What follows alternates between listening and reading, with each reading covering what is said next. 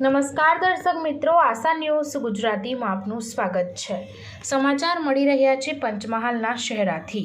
શહેરા તાલુકાના રસ્તા પર મહિલાઓ ઈ રિક્ષા ચલાવશે। ગુજરાત વિધાનસભાના ઉપાધ્યક્ષના હસ્તે ઈ રિક્ષા આપીને મહિલાઓને આત્મનિર્ભર બનાવવાના પહેલની શરૂઆત કરાઈ છે।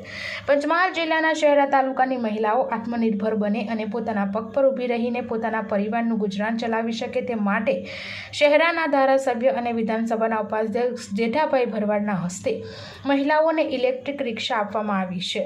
આ ઈ રિક્ષા મર્ક્યુરી ઈવીટેક લિમિટેડ દ્વારા બનાવવામાં આવી છે। પંચમહાલની મહિલાઓને પગભરના આ પગલાંને સૌ કોઈ આવકાર આપી રહ્યા છે।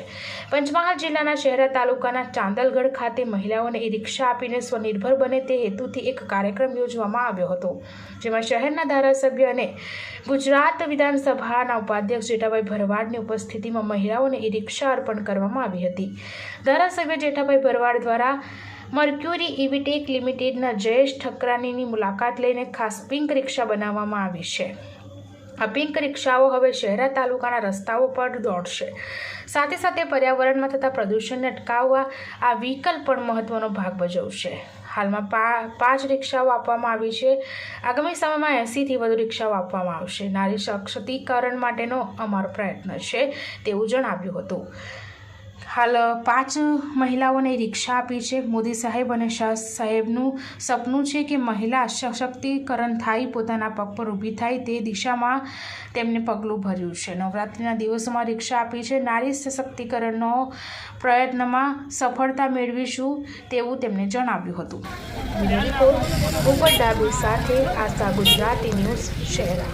આજરોજ ખોડિયાર મંદિરે ઈ રિક્ષા માટેનું નારી સશક્તિકરણનો ઈ રિક્ષાથી મળશે રોજગાર મેળવવા માટેની મહિલાઓને આજે અમે 5 સેમ્પલ તરીકે રિક્ષાઓ આજરોજ વિતરણ કરવામાં આવેલું છે।